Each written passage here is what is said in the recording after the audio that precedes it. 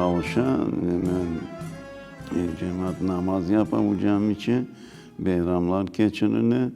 İnşallah neme buna halkımız neme bu birlik olup birlikle beraber bu cami kuruldu.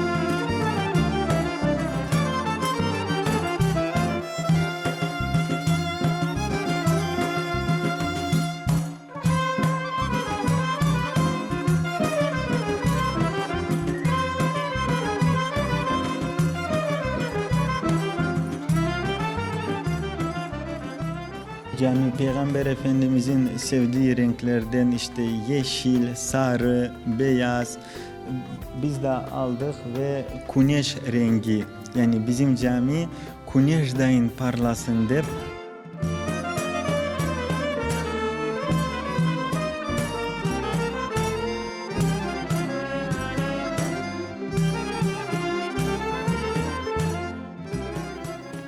Unutup olmayayım ben özüm.